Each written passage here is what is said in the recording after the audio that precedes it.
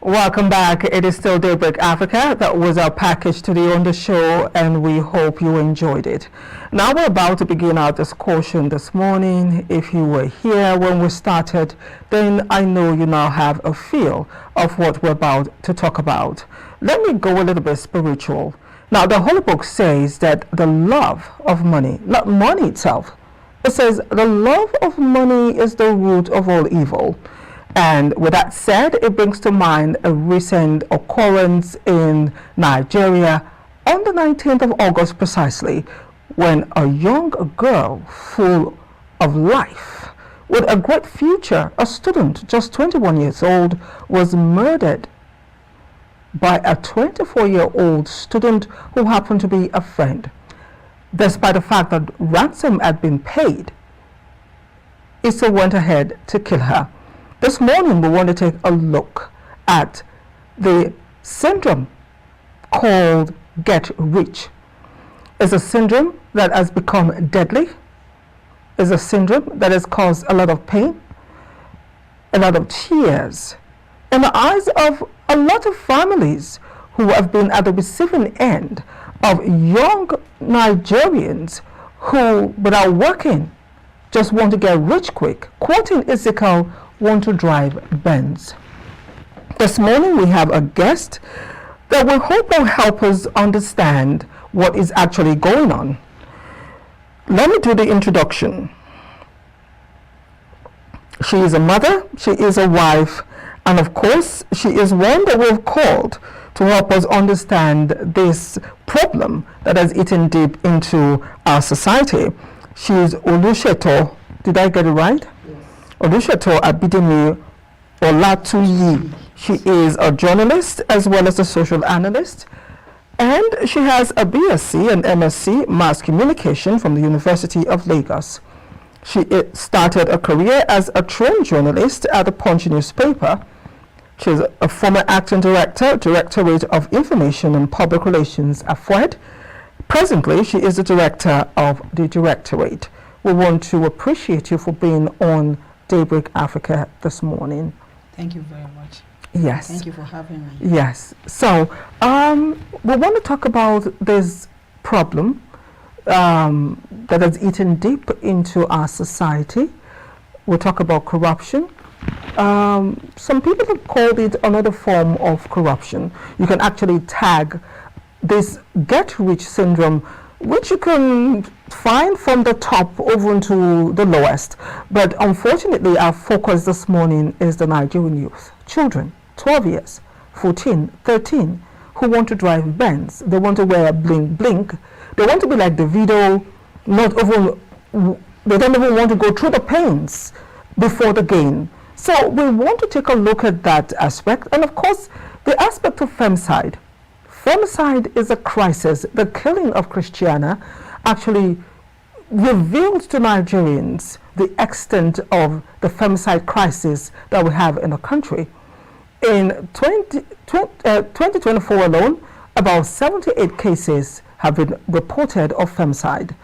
Later on in our discussion, we will let our viewers who don't know what femicide is to understand that aspect. But from the top, as a mother, as a woman, I would want you to let us understand your reaction when you actually heard that news break.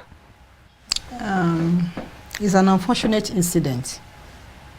But what caught my mind first is that what led to that incident. And I tried to seek out for more information about it.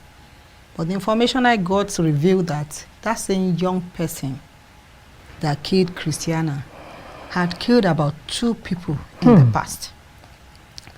It was reported that, I don't know how far it is true, that his own sister died through him, His hand.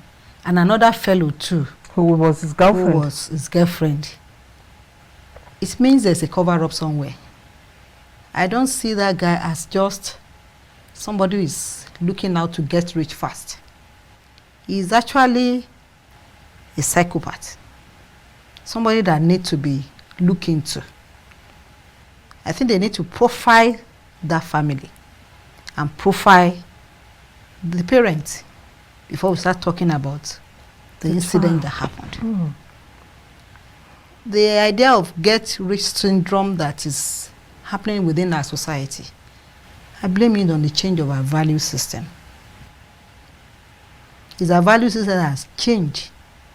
The Yoruba will call it the Omoluabi, but we don't have it again. What we now place premium on is the value you can present.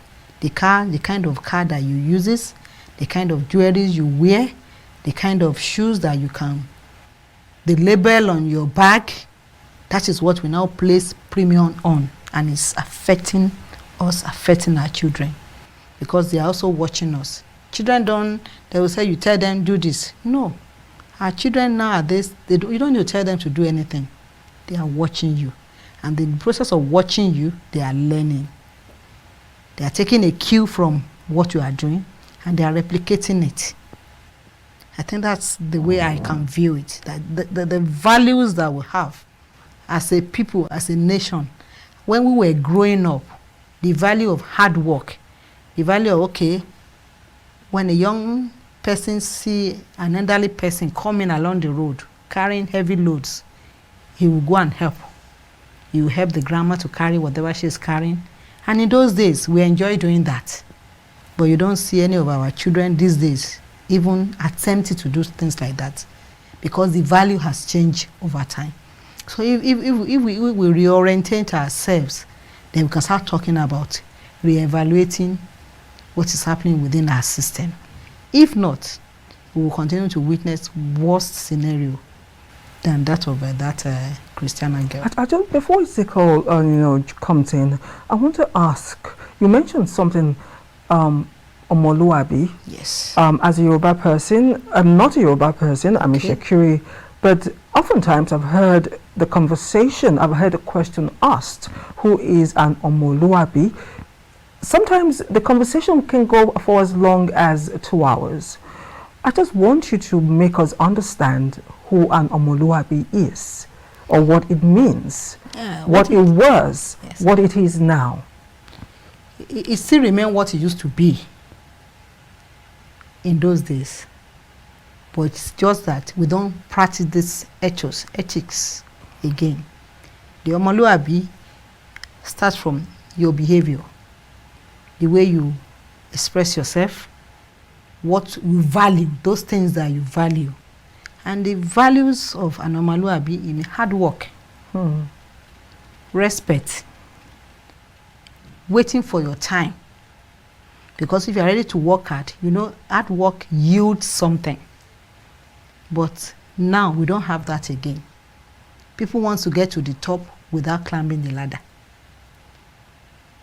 In the Omoluabi syndrome, there's always this what we call stages of life.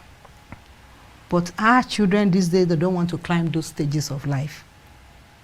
And in the end, they end up, somebody who's supposed to be in stage 1 now, wanted to be in stage 5. He would have changed himself one way or the other, in terms of experience, in terms of gaining knowledge. And now he will sustain himself when he gets to the top. Because if you don't have experience from the background, there's also the way of sustaining yourself when you get to the top. So when we lose all these values, these are the value of respect. I'm coming back to Omoluabi now. Respect, hard work, doing things that is expected of you at the right time and at the right place. Those are what is expected of an Omoluabi. When you say, that girl or that woman, that man is an Omoluabi. Is somebody who is full of respect, who is not ready to tow the fast lane of life. Because many are towing the fast lane of life now. They want to get there. Hey, I must be there. Once I get there, then there could be exceptional cases. If you want to get somebody who has a good background, maybe your parents are rich, your getting to the top might be faster. But it does not stop a man or a child whose parents are humble, maybe peasant farmer. It doesn't stop them from getting to the top, if they were able to toe the line that is expected of them. But in a case where people are not ready to toe the line now, they are ready to live those stages behind them and move to wherever stage they feel like moving, it will haunt them. One way or the other, it will haunt them. When they get to the pot, because they won't know how to even stay and be balanced at the top. So they will definitely derail. So those are them. You seem to dwell very much on value system. Yes. The entire value system of hard work. Yes. I think the question at this point is, at what point did we lose this system? How did we lose it? Is this new dimension more like the Gen Z thing, or it has already started in place at some point, but this is its manifestation period now? Because I really don't understand. You said the guy is about 24 years? He's 24. Still in school? A student, yes. Philosophy. 24 years.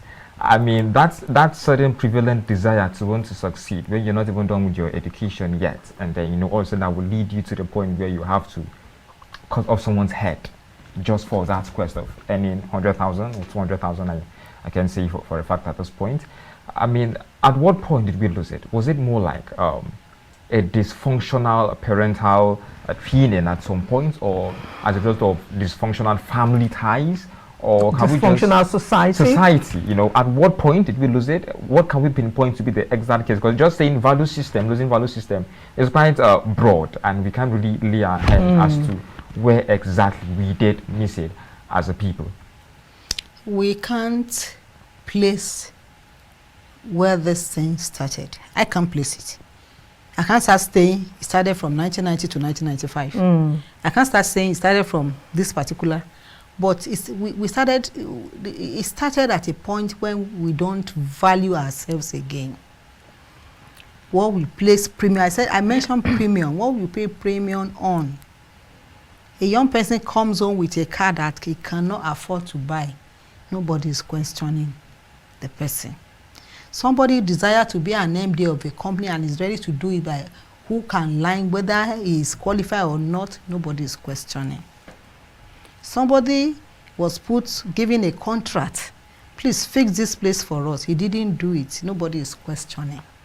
These are where we started losing all this thing. Because when nobody questions it, nobody suffers for some of this indiscretion. You have done something wrong, nobody is challenging you. Why did you do it wrong?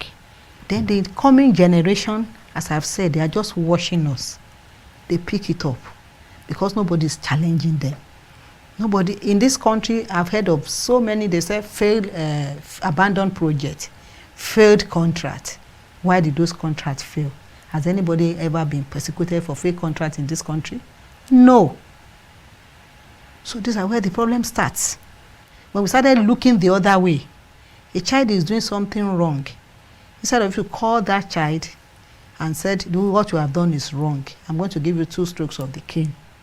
Next time, he will not do it again. But we also come up with reasons why we cannot cane the child. So the moment you start saying you can't cane the child because it's human right, then you start losing focus. This thing happen everywhere. Your child is supposed to be in primary school, primary 2. You said, no, I want her to be in primary 3. But you can afford to pay. You pay, you put the child in. There's something he needs to learn while in primary 2 or primary 1. And he can't learn it because he has been moved to the next level. So because he didn't learn, he will be a dysfunctional human being getting to the next level. Because there are things he must pick at that lowest level of life before moving to the next level. It happens in our educational system. Your daughter wants to get admission, or your child wants to get admission. He is not qualified. He had maybe less than 200. But one way or the other, we wiggle our way to get that admission for that child. He doesn't understand the rigor of getting the admission. He didn't know there's the reason for him to do this or to do that. The so-called Western culture that we are copying, they don't do things that way. But we continue to do it in this way, and we will be telling ourselves that we are copying the right culture. It is acceptable like that. It is acceptable in Europe. Why is our own different? So this is where we lose it. So I can't say this is started in a particular Well, Yeah. you actually So have either made a yeah. valid point, actually pinpointing where we tend to miss it. You were actually particular as to parenting, and I think a little bit about formal education, because you did mention the issue of human rights that tends to restrict Yes. parents from Yes. scolding their kids, and then you Yes. made a little mention of westernization and just a bit. Now, Anire, you say this so many times on this set. You said once upon a time you dare not come home with a pen or an eraser that is not That's yours. yours. Yes. If it's not yours, your parents will be there to scold you and ask you to return. I believe. They match you Oh, good. with your hands. Back and to this. back to where Yes, it you was took it. taken. She said it here countless times. Personally, I do have my treatment. I remember some time ago, years ago, when I was about entering the university, usually parents would call their wards, sit down and advise them, oh, do this, be a good child. This is what my mom did to me. She called me down. She sat me down. And then she brought in a brand new wheelbarrow. Brand new. It was red in color. I still have that color in my head. It was red in color. She said, Ezekiel, now I'm sending you to school. After 4 years, I will stop paying your fees because you're going for a 4 years course. If you come back with a bad result, that wheelbarrow is your portion. If you come back getting really pregnant, that wheelbarrow becomes your portion. You know the funny thing? For the 4 years I was in that school, my mom never asked me my results. She never asked me for my CGPA. She just said, if you fail and you come back to this house, that wheelbarrow is yours. You will use it to feed that lady. You will use it to feed your family. The best I could do for you is give you 4 years. And after 4 years, I am off you. That's how it should be. That was it. There was no be a good boy. There was no discussion. That was it, and that was the only advice. That was the only pep talk That was a I terrorist had from my parents, from my mom. I mean, that was a terrorist. she's only watching right now. I mean, she did to me. She's obviously watching right now, and she knows it's true. How many parents That was all still she give did. their children that kind of advice? Brings me to my question at this point. At what point did parents lose it? We probably do not have a parent like my mom that will actually get that wheelbarrow and tell you, I bought this wheelbarrow this amount and it's yours if you fail in life. And the truth is, the wheelbarrow is still at home. Probably waiting for me right there. So my point at this point is, at what point did parents lose it? Parents started losing it when they started, instead of them to allow their children to grow up, they are helping them to grow. Do you mind elaborating on this? Yes.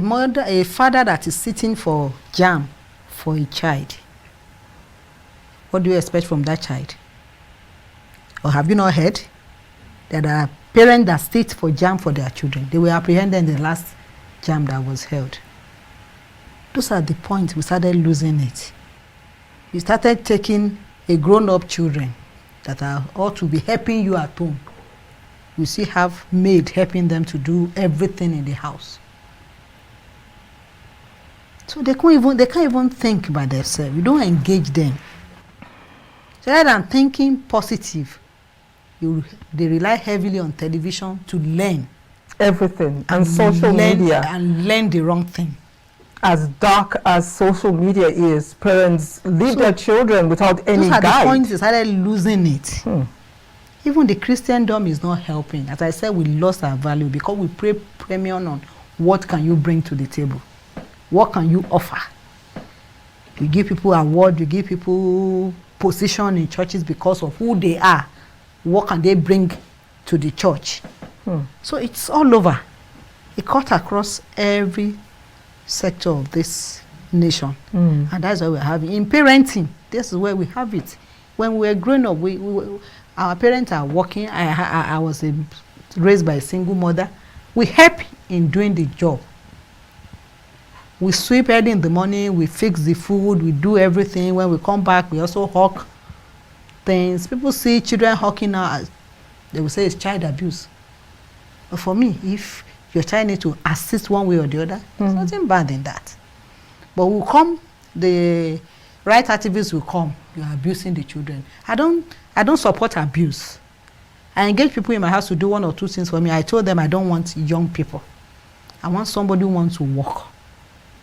I want somebody to clean my compound and all that. It's large. My young son cannot do it. Okay. You know what you want to do. You are coming to work. But I don't support people engaging young people to work in their home. That's an abuse. But family helping themselves. I sell orange. Why I sell, my child can also sell part of it with me. I don't see that as abuse. But we come with foreign ideas and we say it's an abuse. We call it abuse. Those are all these where these things are coming out. Then another, it started coming in. Maybe I'll fix it for you a little.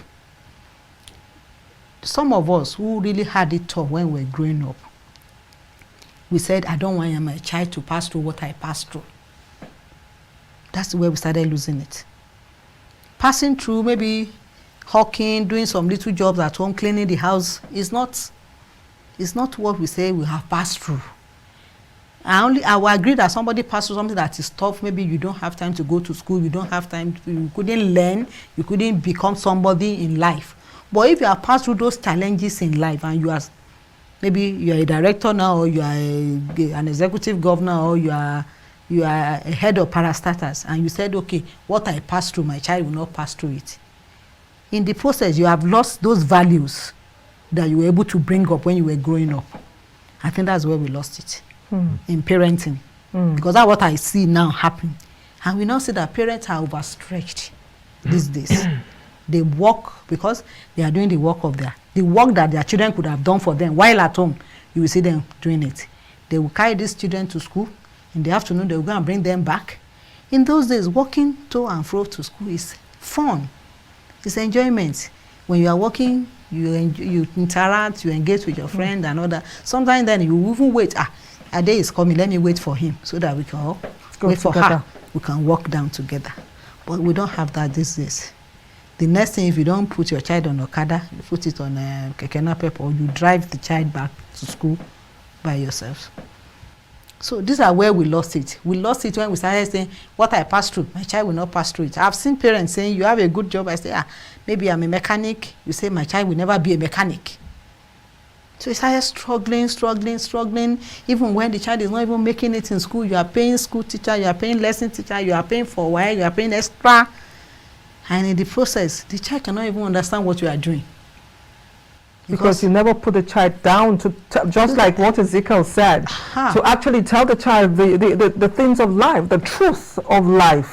What they pass through, they don't see it as truth. The benefit of hard work. They don't see it as truth. They saw it as suffering. So it's the way we perceive our growing up. We perceive it as if, we really suffered. I suffered when I was growing up. That's the way some parents put it. I really suffer when my child will not suffer like I suffered. I don't want to cut you. Ezekiel mentioned some things I've said, and I have said this on this, this set, and it's the truth before God. I lie not, I cap not. My parents had, in the house I grew up in, when house helps come, they will line us up and tell us, these people came to work for us. And they get instructions not to do anything for us. We will end up serving the house help, cutscene to house help, aunting and uncling house help, mine house help. And that was it. That was how it was for a couple of years until finally they stopped having house helps to do basic things for them while we were growing up. I don't know if we still have that. There was something you said. You talked about you asked the question that part of the problem is, what are you bringing to the table? I've had situations where mothers will ask their children, not be your meat to be that. Their daughters, not be your meat to be that.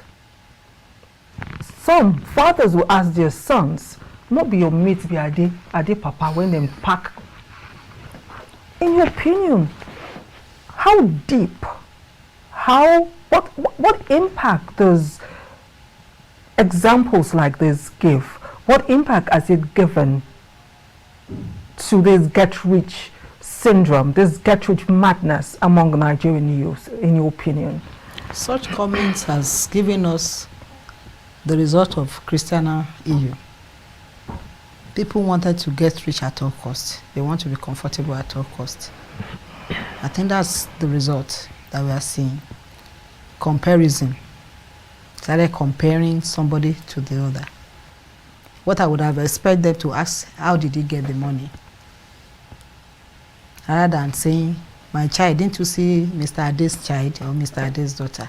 Our journey in life are not going to be the same. You can be rich today and not be rich tomorrow. Somebody may get rich quick because maybe that's the way the God has fixed his own lifestyle. And somebody may get rich at the age of 70 and live up to like 100 to enjoy the riches. So parents like that have sent wrong signal to their children. And the impact is what we are seeing now, because they are comparing them to somebody else. Even in academics, you don't compare children. You let them grow at their own pace. Not all of them will be master holder, BSc holder, or anything that we always fix in our mind. Parents fix in their mind, I want my child to be a lawyer, I want my child to be a doctor, I want my child to be like Mr. Ades. No. If we fix that kind of mind, it affects the children. And they will be struggling for what they ought not to struggle for. They can do well being a technician. They can do well being a musician. They can do well. We all heard the story of Davido, how the father insisted he must be this. And the boy keeps saying, no, this is not what I want. Who is better for it today now? Assuming that they have not accepted him, he won't turn out as good as he is. He might be doing maybe one other business or one other profession, but he won't be happy because he won't be motivated. He is motivated in music because that was his passion. And that's his passion is bringing out the best in him. So if parents continue to compare their children, there'll be problems. It's going to create problem and create crisis for everybody. Yes, when we return, the conversation continues. Stay with us.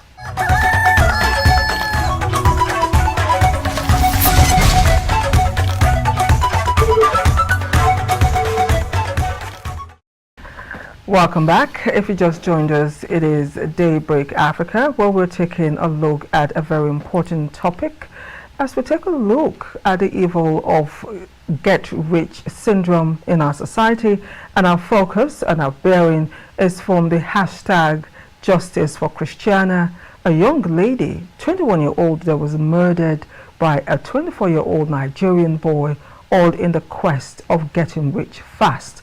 We still do not have the details, the reason why we cannot use the visuals of the girl or the boy as investigations continue. But before then, or beside that rather, before the break, our guest was actually talking about the place of motivation for Nigerian youth. I would really want her to continue, because once upon a time we had a leader in this country who called the Nigerian youth lazy. I want to ask our guest, a Nigerian youth, are they lazy? Are they indolent? Do you think laziness or indolence has anything to do with the situation that we are going through, in the country, in terms of people kidnapping for ransom, wanting to get rich quick, earn from where they did not, or reap for where they did not sow? Jump the steps, like you said, from 1 to 5. Laziness, indolence, or are all Nigerian youth lazy? Not all Nigerian youth are lazy. And I won't even describe them as lazy. Nigerian youth are not lazy. But as you said, you mentioned motivation. What motivates them to do what they do?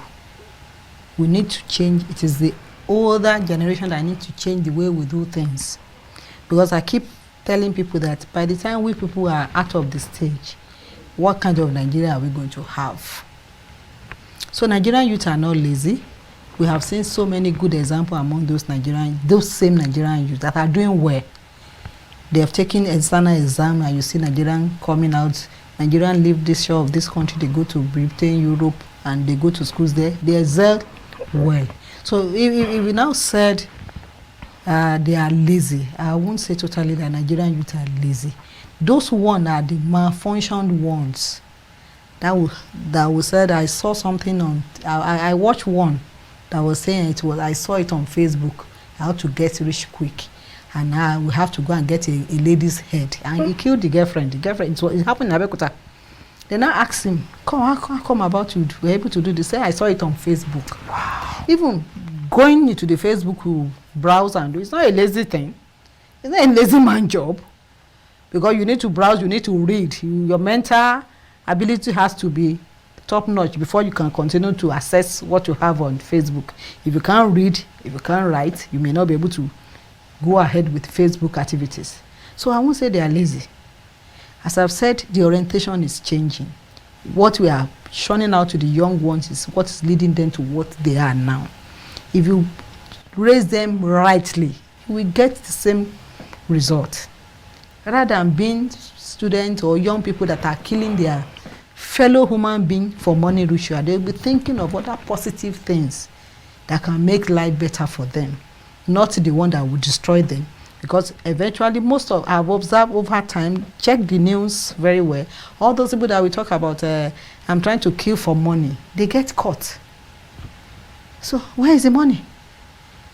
You are caught, you are either taken to prison, you are either jailed for life, or you are killed. So where is the money? So we need to start reorientating our young ones, that there's no money, this issue of money ritual, there's no money ritual anywhere. It doesn't happen. I put something, I mix blood and all that, and I get to my house, I saw money. I don't believe in it. But the terrible aspect of it is that the victim will remain the victim. Let's talk about money ritual. You just hit the nail on the head, because a lot of these youth believe that that is the only way to make money. Money ritual is blood money. But there are people who send them to do these things. They go to a native doctor or a babalawo, and they tell them you have to bring an arm, a leg, or a head. Shouldn't we start from there? Shouldn't we include this category of people as part of the problem, who will send youngsters to kill their sisters, their mothers, wife, neighbors, children, for ritual, just to get rich? If they are apprehended, they are also part of the problem. How do we stop this? Do we need to start doing workshops for them? The babalawos, yes. or what? Do we do workshops? Do we orientate them? I keep wondering, should there be a focus? Because when people talk about problems, it's finding the root cause. Because we cannot dissociate the killings from the native doctors who send these youngsters to bring the human parts. In the case of Christiana, we have not heard that it was Babala would have sent the guy to kill him. He was actually kidnapped for ransom initially, and anything could have happened between him and because they said they were friends. They were known to each other. They attended the same church. They attended the same church. They were friends. They have on the conversation telephone. online. So in the case of Christiana, it may not be issue of ritual killings. I don't want to believe that is what happened, because I don't know whether the body has been exhumed. We've not heard whether there's any missing body part. We've not heard that one. So we cannot assume in that case that should be the problem. But for the case of the so-called Babalawo or traditional worshippers or traditionalists, if you want, I know they will have group collectively. They have association. They may have association. If the government wants to intervene, they can bring them together under one umbrella. But you know, even having an association where you try to reorientate them, talk about it, and let's discuss it, let's dissuade people from coming for things like this, not all of them will be captured. So we always have people that are not going to be part of that system.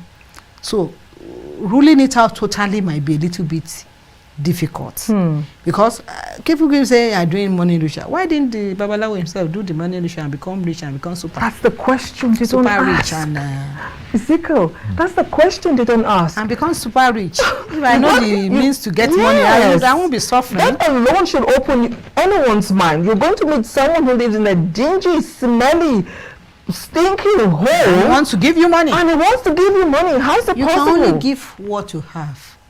I have 2 shirts, I can give you 1. but they don't even have. And they are telling you they want to give you. I think it's the devil using their souls. But what can we do? We can start engaging our youths. Day in, day out. Teaching them the right values. What do you need the money for? Why should a young lady or a young boy should be looking for a car of 15, 20 million? For what? 65 million. Where are they taking it to? To their lecturers? In Adeyemi, there was a time some of our students were bringing in cars and they were becoming unruly. We banned it totally. Don't bring car to this compound. It generated a lot of crises. We must bring. I said no. The institution insisted that you are a student, come and learn and go. Not to come and bring cars and show off. And get other people. These are part of the value we are talking about. I've heard of some schools where students bring in cars. When they are leaving to their home, they don't take the car to their homes. So where did they get the car? Wow, that's another angle. I've heard of that. That parents don't even know they own a car. What they do. So they are on the fast lane, but I have said we need to be engaging them. As you mentioned that your parents engaged you and told you if you don't do well, nobody will, such a child already know that if I don't do well, I don't have anywhere to go to. So if many parents can take a cue from that and continue to engage our young ones, if you do this. I remember when my child was 18, I told her certain thing. I wrote it in my WhatsApp book and I sent it to her. And I let her know that you are beautiful. You can say you are beautiful. Just be kind to people. If you want to go far in life, face your studies. If you want to get married today, as a mother, I'm ready for you. But I also give her a proviso that you know that if you are independent and you have something to the table, then your value as a woman increases. But if you say, I'm getting married now and I don't have anything to offer to my husband, then you're on your own. So when you keep engaging our children this manner, but I can say that some parents don't, they just believe that my child must be okay. And my child must, as I've said earlier, what I passed through as a young person, or I don't want my daughter or my son to go through such experience. So it actually hampers the growth that they needed. You know, we've been talking about get rich quick scheme so far, and somehow we tend to base on ritual killings, basically. Why don't we talk something away from that just a bit? We have so many schemes that tend to make people rich quickly. For example, betting, you know, gambling per se. So I think at this point, what are some common tactics and schemes, you know, that people use to get rich quick, and what are the risks involved in this? Because many will just tell you, you know, betting is normal. We all can bet. I mean, it's not like typical per se. It's just, I mean, it's legalized. We all can do it. Every shop here and there, you know, it's I've seen a father who taught two of his daughters how to bet. I've actually come across a mother who tends to actually sponsor her kids. You know, she gives them 200 naira, 500, go and bet. Maybe the door might open today for you. You know, things as such. So, if you don't mind, can you let us choose some of those get rich quick schemes we have around, and how risk actually involved, and what parents should do probably? What can society do to save this generation per se from this? Definitely. Betting is a game, Abi? Yes. Yes, somewhat. I think betting is a game, sort of. I don't do betting, I don't like it. But because it's somehow sort of legalized, the Nigerian government has a Nigerian lottery or lotto, they call it Nigerian lotto or something like that. They are all, if I call them vices now, some people might like, no, it's legalized, you can gamble, people do a lot of things. Even as we are now, they can say predict games. Yes, call it predict. If you predict game, Nigeria will win, I didn't win, I get your money, you lose your own money. It's an age-long thing. We didn't start today.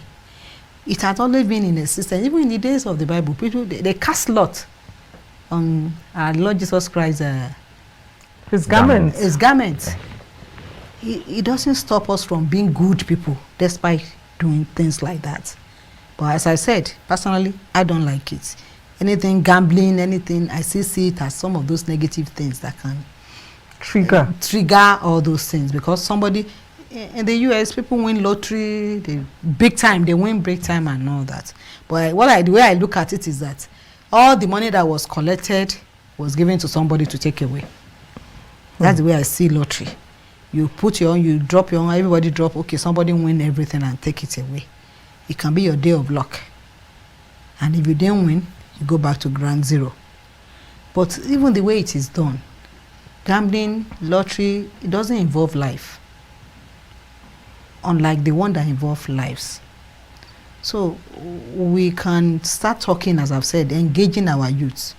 And not just engaging our youth, even those that are older. What are we doing? What are we doing? We are looking for money, want our child to go to the best school and all that. Look at people that works and lives in Abuja, that work in government circles. They are the ones that patronize the best private schools in Nigeria.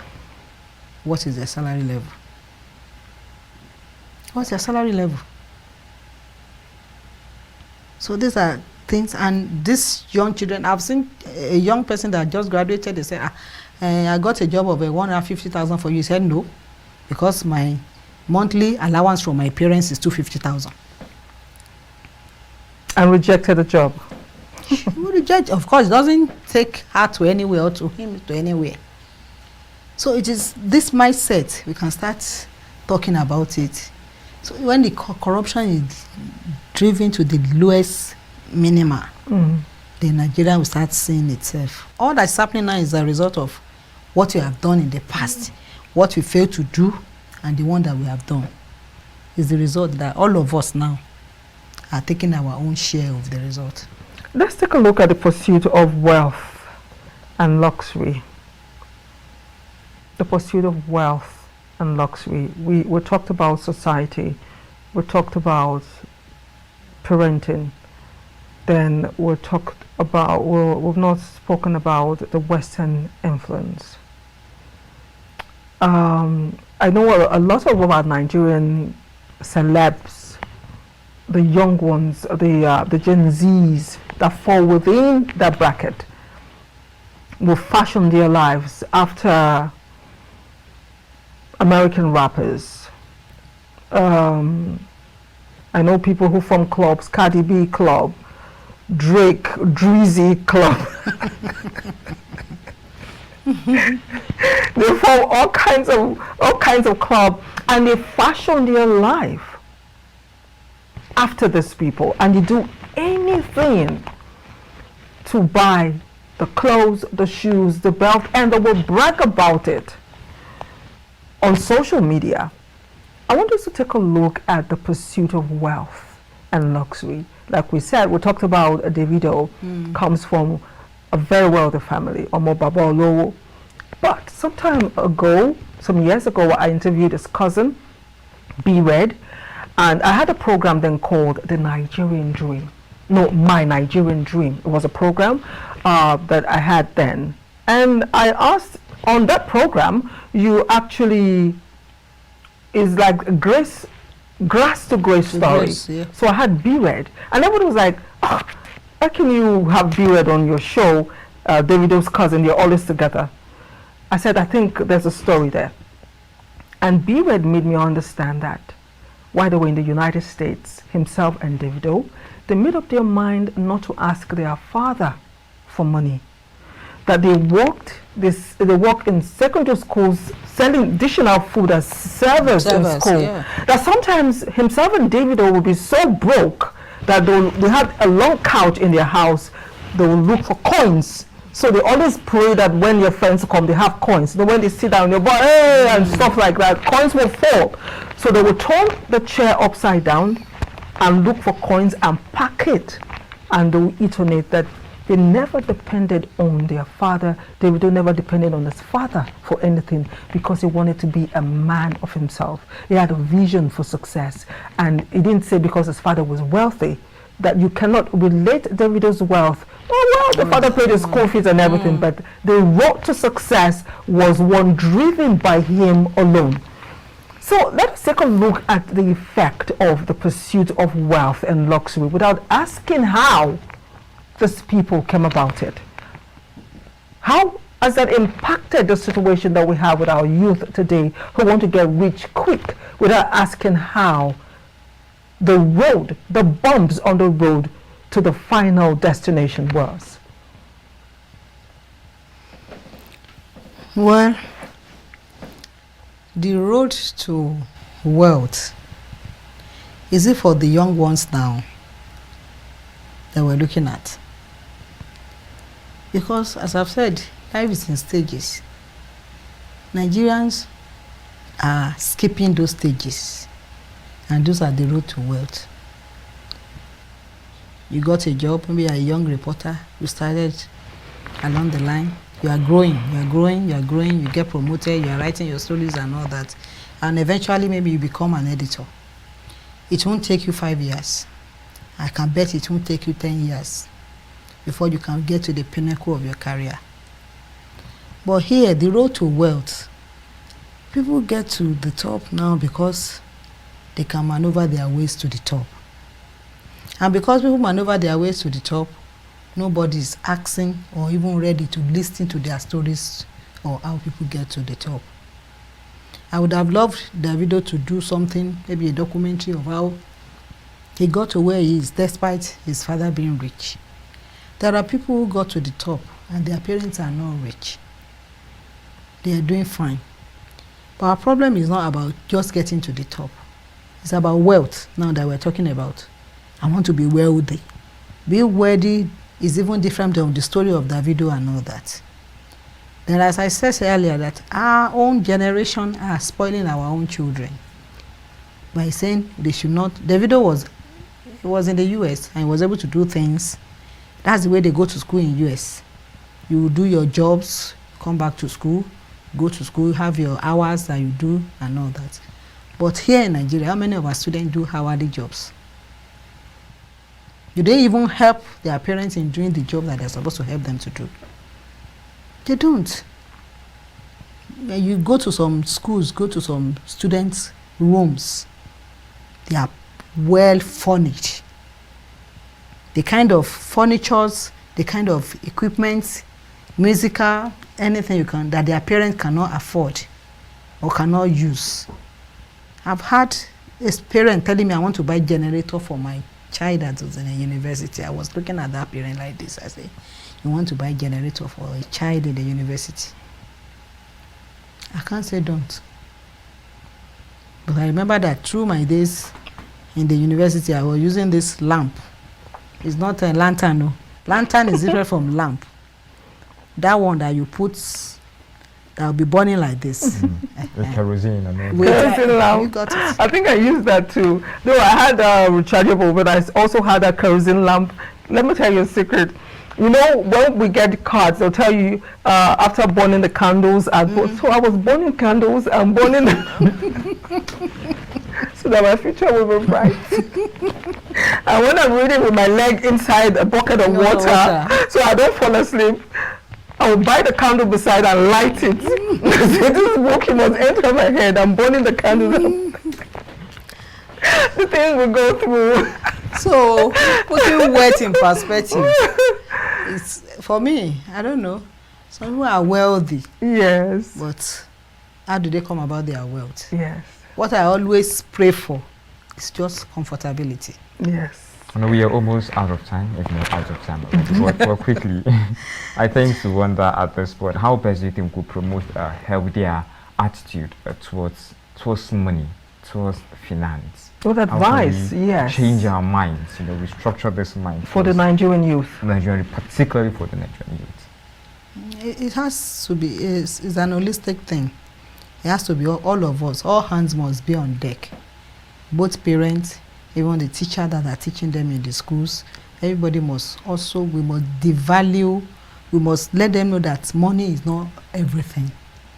Let's pay premium on things that can make them, let's motivate them with other things, not with money. there are things you can do for them to empower them, to make them, let them start thinking along the right path. Praise them when they are doing well, not just the one that has money or whose parent has money, because those are another areas that rich parents, rich students, we treat them differently. Let's treat all our students, our young ones equally. Let's have programs for them that would devalue, that would don't look at money as all in all. Money is not everything, but the way we are living our current Nigerian, money is everything. And that's why the young ones are looking up to. The youth are looking at it that without money, I can't do anything. Okay, because of time, we've come to the end of our conversation today with our guests, but we're supposed to talk about femicide. So we couldn't do that. So I think you'll have to come back another day for us to talk about that. But before we go, femicide is a term for the killing of females because of their sex. In 1976, the feminist author Diana E.H. Russell first implicitly defined the term as a hate killing of females by males, but then went on to redefine it as the killing of females by males because they are females or something else. Anyway, in Nigeria, we've had cases like 76, 78 cases only this year, 2024. And is a crisis that is eating deep into our society that needs to be stopped. With that, we'll come to the end of our conversation today with our guest. I didn't do the proper intro when we started. She is Oluseto Abidemi Olatuyi. She's a journalist as well as a social analyst. She has a BSc, MSc Mass Communication from the University of Lagos. Presently, she is the director of the Directorate at AFUED here in Ondo City. We appreciate you so much for being on the show. Thank you for having me again. See you tomorrow. I remain Ezekiel. Okay. I remain Anire. Binitie. Stay safe. Stay out of trouble. Work so you can eat. Bye for now.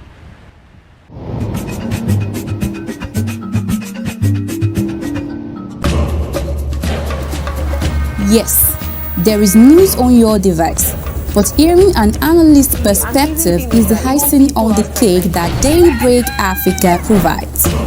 Break. Start your day with prompt analysis of the latest news, trends, exactly, and then you see these people, they are so agile, they can do a lot of politics. We have to go back to that regional system. That is the foundation of this country, for God's sake. Entertainment, fashion,